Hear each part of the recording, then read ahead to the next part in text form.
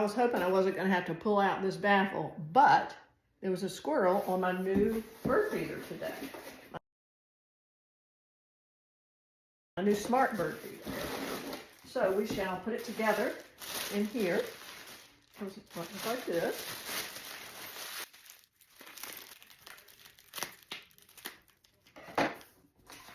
Comes with these nice directions right here. Okay, it won't take it just a second. There's 3 pieces, and it's a nice heavy plastic, and they snap together.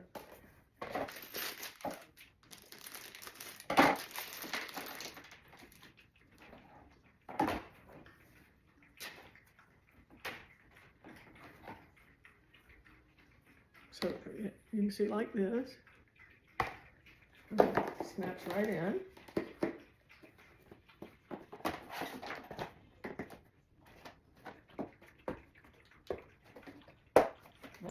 Okay, so now I've put this little thing up to hold the squirrel baffle, which I'm going to put up now. All right, it's installed. Didn't take long at all. Pretty easy to put together. Just a 3-piece and then a little thing that goes up underneath to keep it from falling down. I have a 1-inch pole, so it fit perfectly. And now I can watch the squirrels try to go up.